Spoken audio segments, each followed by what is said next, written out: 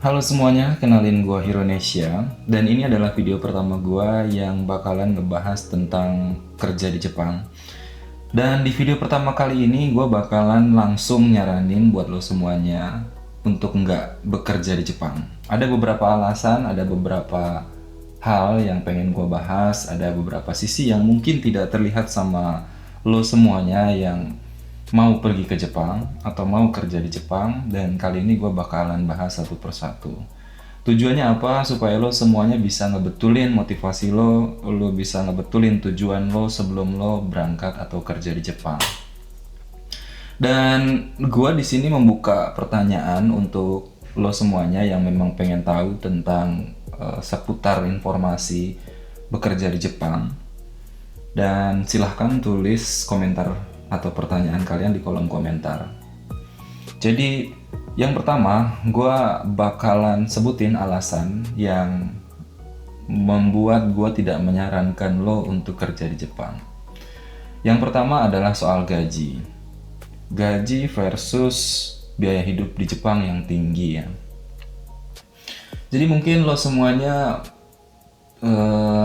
dengar dari LPK atau dari temen lo atau dari saudara yang saat ini kerja di Jepang, lihat story-nya, kemudian diiming-imingi kerja di Jepang dengan penghasilan puluhan juta. Dari situ lo berpikir untuk mulai atau ingin mencoba gitu ya kerja di Jepang. Tapi yang harus lo ketahui bahwa gaji di Jepang itu tidak sebesar itu gitu. Kalau kita bicara gaji kotor, bisa jadi memang sampai ke angka 20 atau 30 juta kalau kita bicara gaji kotor. Tapi namanya juga kotor kan, nggak bisa semuanya kita pakai. Ada beberapa potongan yang harus, atau asuransi, premi dan lain sebagainya harus kita bayar, dan itu mengurangi dari penghasilan kotor kita. Jadi penghasilan bersihnya itu untuk saat ini itu bervariasi ya, di antara 10 juta mungkin 11, 12 sampai ya 20 jutaan. Atau mungkin dengan beberapa visa atau di bidang kerja tertentu itu bisa lebih daripada 20 juta. Nah, beberapa LPK ya mungkin bicara gaji di Jepang itu 20 sampai 30 juta. Itu dasarnya apa? Satu hal yang perlu kita tahu, gaji yang kita terima di Jepang itu kan dengan mata uang yen ya, atau mata uang yang dipergunakan di Jepang, yen. Sedangkan kalau kita kirim ke Indonesia, otomatis uang yang berlaku adalah rupiah.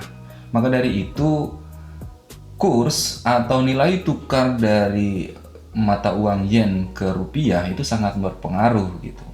Bisa jadi pada saat musim corona, pada saat itu mata uang yen nilainya begitu tinggi, di atas 140, bahkan kalau tidak salah sih sempat menyentuh di 150-an, 153 kalau nggak salah.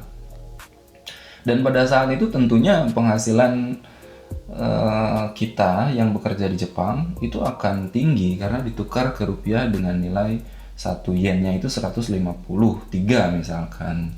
Jadi tentunya bisa sampai 20 atau 30 juta. Tapi kalau saat ini kita harus menyesuaikan juga dengan nilai tukar yen itu sendiri. 1 tahun terakhir yen itu hanya berputar atau berkutat di antara 103 sampai 107. Jadi kalau dirupiahkan tentunya tidak akan sebesar itu gitu. Sementara rata-rata penghasilan yang bekerja di Jepang ya tanpa lembur itu rata-rata sekitar 12 sampai 13 juta bersihnya tanpa lembur. Jadi tentunya ya untuk penghasilan ini sendiri pun akan menyesuaikan wilayah, karena di Jepang pun ada yang namanya UMR sama seperti di Indonesia. Orang yang bekerja di Jakarta akan berbeda mungkin penghasilannya dengan orang yang bekerja di Boyolali misalkan, atau di Purwokerto gitu, tentunya akan berbeda. Sama seperti di Jepang, orang yang bekerja di Tokyo tentunya akan berbeda dengan orang yang bekerja di Kagoshima, kemudian berbeda lagi di Kumamoto misalkan, atau di Sapporo. Tentunya perbedaan wilayah ini akan mempengaruhi penghasilan karena UMR-nya berbeda. Kalau tidak salah di Tokyo itu sudah di atas 1100 sekian gitu. Sementara di beberapa wilayah itu masih di bawah 1000 per jamnya. Jadi kebanyakan di Jepang itu dihitung per jam. Berbeda dengan di Indonesia yang dipukul rata dalam 1 bulan, kalau di Jepang kebanyakan per jam. Meskipun ada perusahaan yang memang menerapkan sistem gaji itu bulanan gitu, tapi rata-rata kebanyakan dihitung per jam. Maka dari itu dalam 1 bulan itu banyak faktor yang mempengaruhi ya. Dari pertama itu tadi UMR wilayah tersebut, kemudian hari kerjanya, karena kalau misalkan di 1 bulan itu banyak liburnya, tentunya penghasilannya pun akan berkurang begitu. Begitu pula sebaliknya, ketika hari operasionalnya itu banyak, penghasilannya akan tinggi. Maka dari itu pun mempengaruhi dari penghasilan gitu. Kemudian faktor lainnya itu adalah bidang kerja. Jadi kebanyakan memang tidak begitu signifikan, tapi kebanyakan bidang kerja yang sangat minim peminat ya, artinya tidak ingin dikerjakan oleh orang Jepang, biasanya gajinya akan lebih mahal. Misalkan konstruksi gitu ya, konstruksi biasanya gajinya akan lebih mahal daripada di pertanian seperti itu, dan di bidang-bidang lainnya. Jadi itu juga salah satu faktor mempengaruhi penghasilan. Nah, kemudian biaya hidup juga di Jepang itu tinggi gitu, apalagi kalau kita terbiasa dengan rokok gitu ya. Di Indonesia harga rokok misalkan hanya 20 atau 30 ribu, di Jepang itu ya bisa sampai 60 ribu gitu. Jadi 2 sampai 3 kali lipat gitu.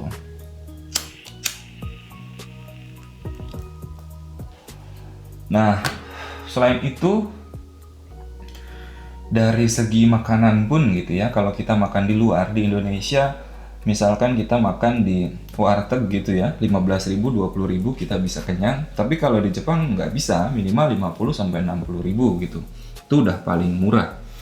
Jadi biaya hidup di sana pun tinggi, tentunya pengeluaran pun akan tinggi. Nah, ditambah lagi tadi kita bicara gaji kotor memang sampai 20-30 juta, tapi di situ ada potongan. Apa saja sih potongannya? Di Jepang itu potongannya hampir mirip sama di Indonesia, cuman porsinya lebih besar. Jadi kalau di Indonesia kita kenal ada potongan BPJS ya. Di Jepang pun ada lah, kurang lebih sama seperti itu. BPJS kesehatan, ada BPJS ketenagakerjaan, kemudian BPJS pensiun gitu ya, dan lain sebagainya. Di Jepang pun ada ya namanya Shakai Hoken, kemudian di dalamnya itu ada Genko Hoken, kemudian Koyo Hoken, kemudian ya Nenkin gitu ya, macam-macam itu potongan di situ. Itu baru potongan premi gitu. Belum lagi kalau kita hitung potongan apartemen gitu ya, apartemen yang disediakan oleh perusahaan. Biasanya memang lebih murah karena akan disubsidi oleh perusahaan, tapi itu sistemnya nanti akan dipotong langsung dari perusahaan. Kemudian nanti utility-nya, misalkan listriknya, airnya, kemudian gasnya, macam-macam ya. Dan itu menyesuaikan penggunaan aktual. Biasanya listrik ini akan lebih tinggi pemakaiannya ketika musim dingin, karena kita butuh penghangat ruangan atau danbo untuk menghangatkan ruangan. Jadi biasanya listriknya akan lebih boros. Nah, jadi dari potongan-potongan itu tentunya kalau kita rupiahkan, potongannya itu sendiri bisa lebih daripada UMR di Jakarta gitu. Itu UMR di Karawang atau Cikarang ya, UMR tertinggi di Indonesia itu bisa lebih daripada itu.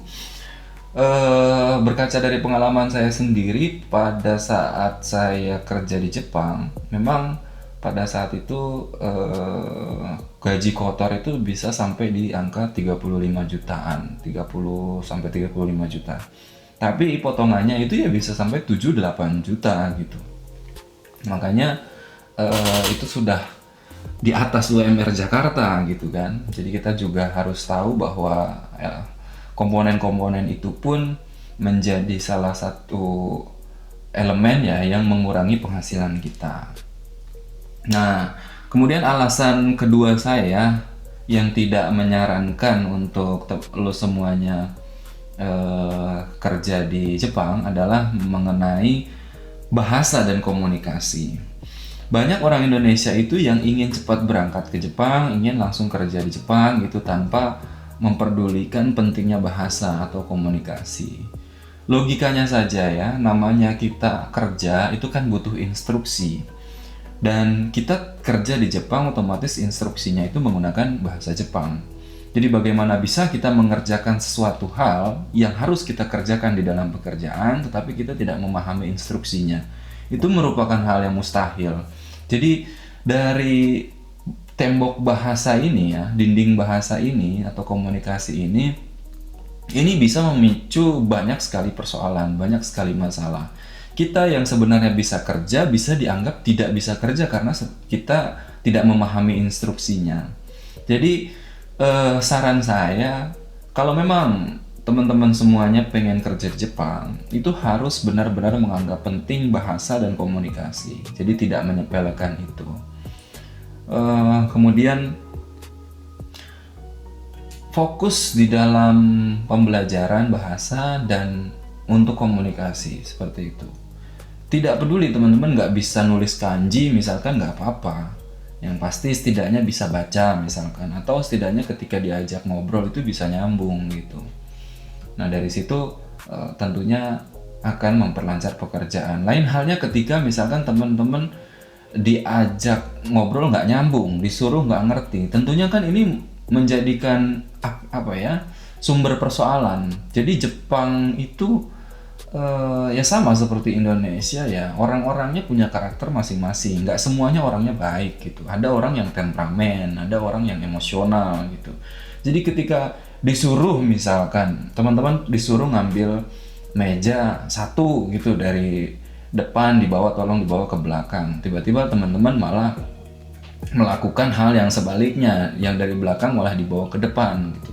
Tentunya kan itu membuat orang-orang yang tidak bisa mengontrol emosinya akan marah gitu kan, dan ini bisa memicu sampai pada akhirnya itu kontak fisik gitu, ada yang main tangan dan lain sebagainya. Jadi sebetulnya banyak akar permasalahan itu bermula dari bahasa gitu.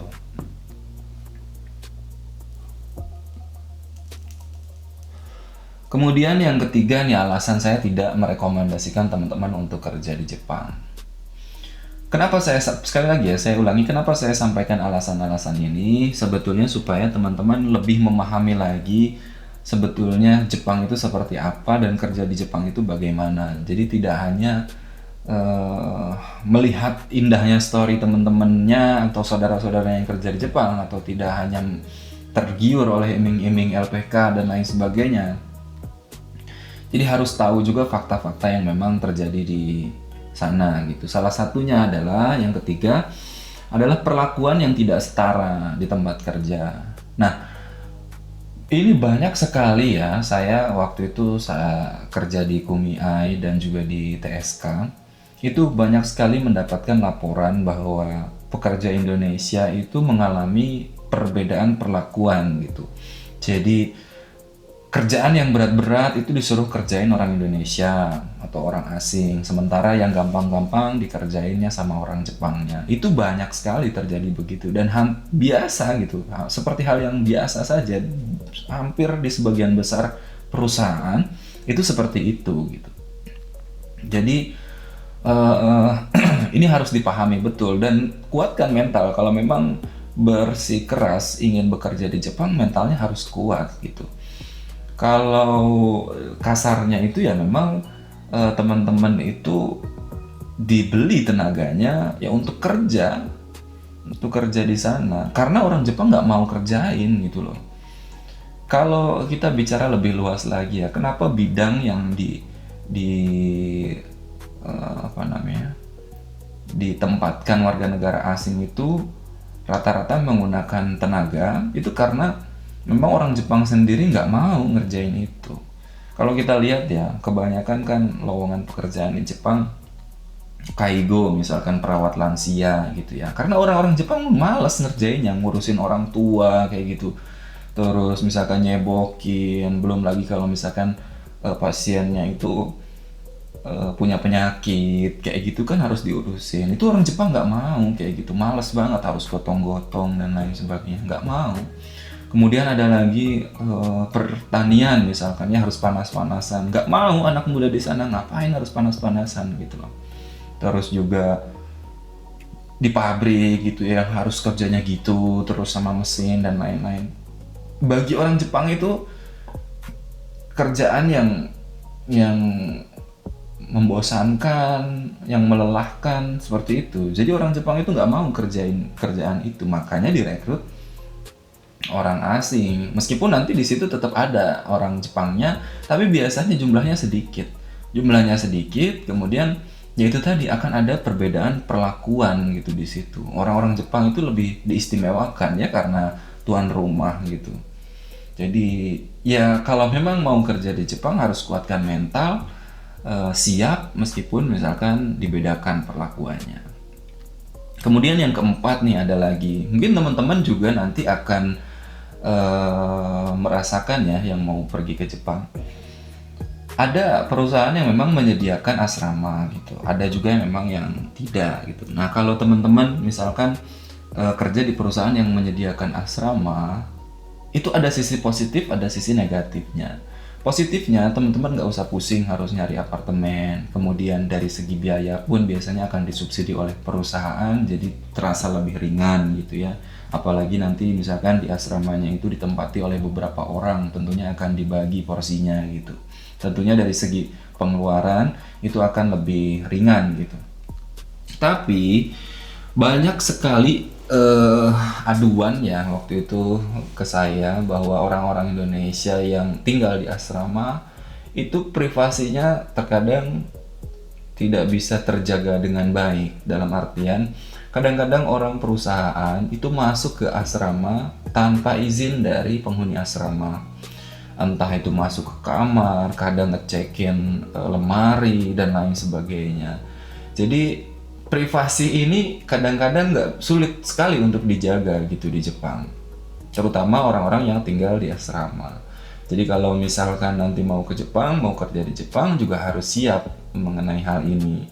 Kalaupun misalkan merasa terganggu ya harus berani juga untuk bicara gitu bahwa saya nggak suka privasi saya terganggu, tolong kalau misalkan mau masuk izin dulu dan lain sebagainya. Kalau memang berani gitu, nyatanya kan banyak yang nggak berani.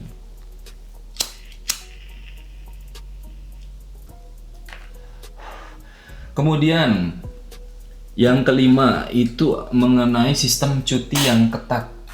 Cuti itu akan diberikan ya oleh perusahaan di Jepang biasanya setelah 6 bulan. Setelah 6 bulan bekerja, teman-teman bakalan dikasih cuti itu 10 hari. Nanti kemudian jalan 1 tahun kemudian akan dikasih lagi 11 hari. Jalan lagi 1 tahun kemudian akan dikasih 12 hari. 10, 11, 12 ini adalah hak teman-teman sebetulnya. Kapan mau diambil itu terserah. Mau dadakan, mau dari lama sebelumnya juga sebetulnya itu hak. Boleh gitu sebetulnya secara aturan hukumnya. Tapi pada kenyataannya karena budaya di Jepang ini berbeda dengan di Indonesia ya. Jadi kalau teman-teman misalkan tiba-tiba ngambil cuti tiba-tiba, pastinya akan jadi omongan gitu oleh perusahaan ataupun oleh rekan kerja lainnya.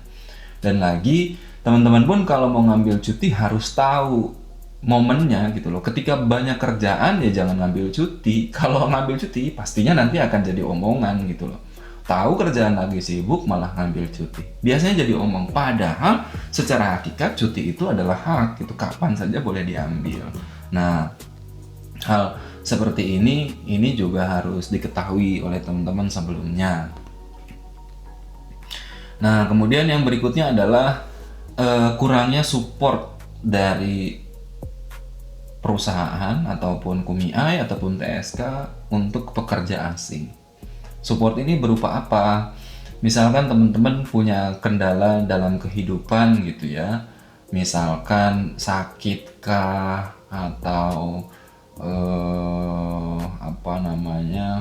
punya keperluan di kantor administrasi Jepang lah dan lain sebagainya, itu akan sulit mendapatkan dukungan atau support gitu. Padahal kan biasanya teman-teman punya keterbatasan bahasa tuh, ketika misalkan ke rumah sakit ditanya pun nggak ngerti gitu. Sakitnya sakit apa ya bingung, atau maga itai palingnya onaka itai cuman bisa kayak gitu doang. Nggak bisa menjelaskan gejala apa yang teman-teman alami. Nah ini merupakan kesulitan tersendiri ya. Memang ada kumiai ataupun perusahaan yang support sampai ke situ, tapi jumlahnya sedikit gitu. Kebanyakan ya sudah sendiri gitu. Sendiri, terutama untuk teman-teman yang ke Jepang itu dengan visa kerja, misalkan Tokutegi no kah atau Kijinkoku kah, itu biasanya udah urusan sendiri. Kalau Ginojishu sih masih sering dibantu ya sama kumiai, cuman selain itu biasanya udah disuruh sendiri dan harus mandiri gitu. Jadi kurang support untuk pekerja asing. Terus yang berikutnya ada over dependence ke pekerja asing. Sebetulnya ini sama kayak yang tadi, perlakuan yang agak berbeda. Ini berkaitan dengan beban kerja yang tidak proporsional. Kembali lagi, untuk pekerjaan yang sulit, untuk pekerjaan yang berat gitu biasanya akan diserahkan ke orang Indonesia atau orang asing. Sementara pekerjaan yang ringan itu biasanya akan dikerjakan oleh orang Jepang gitu. Makanya ya harus siap juga mengerjakan pekerjaan berat yang menggunakan tenaga, itu ya benar-benar harus siap. Karena kebanyakan ya bisa dibilang 90% lebih ya pekerjaan Ginojishu atau Kutegino itu udah pasti pekerjaan yang menggunakan tenaga. Kecuali kalau teman-teman kerjanya menggunakan visa Gijinkoku misalkan, yang jadi staff kayak gitu, mungkin ya tenaganya nggak begitu diporsir. Tapi kalau kerjaannya ya di bidang-bidang yang menggunakan tenaga, biasanya tenaganya akan diporsir.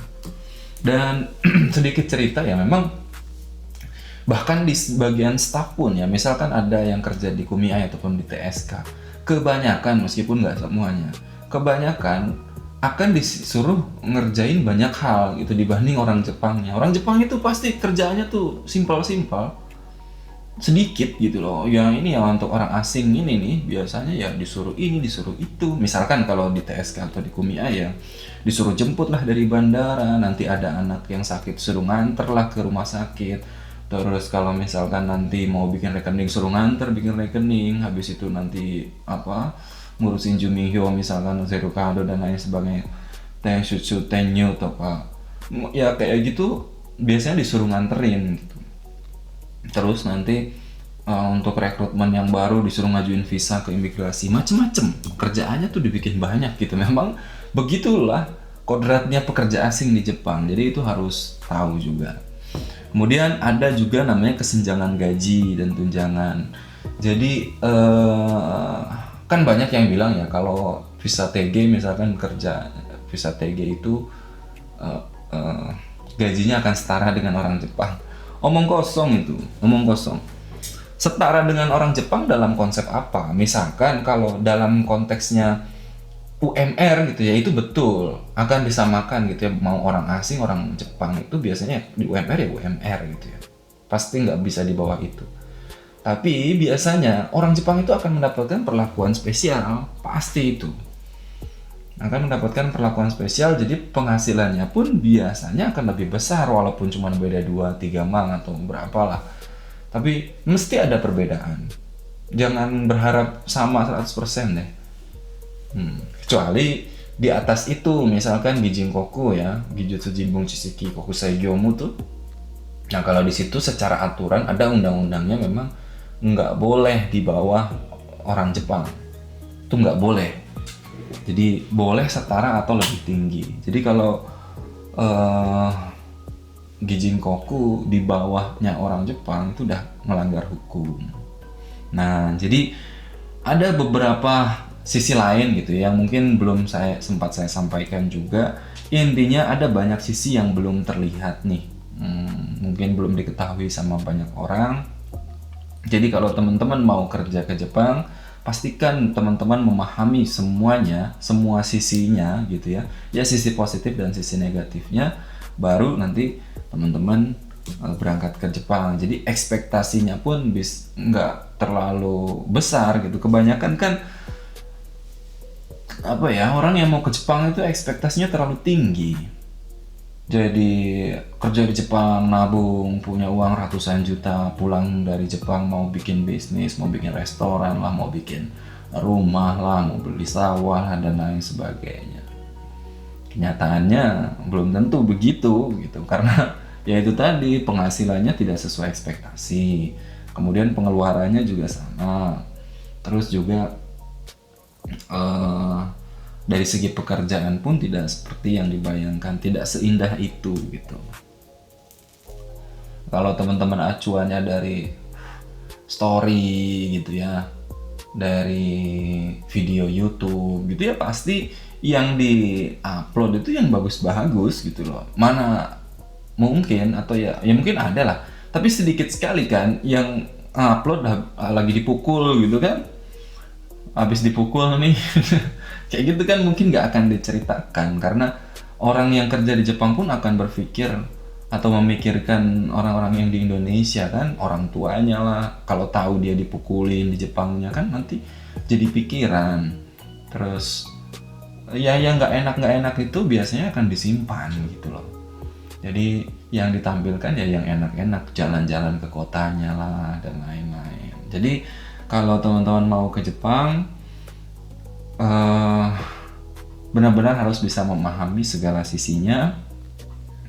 Dan mulai kali ini gue bakalan sharing informasi kedepannya mengenai kerja di Jepang. Nanti ke depan juga gue bakalan jelasin ya visa yang bisa dipakai ke Jepang, kemudian juga problematika yang ada gitu ya untuk yang mau kerja di Jepang.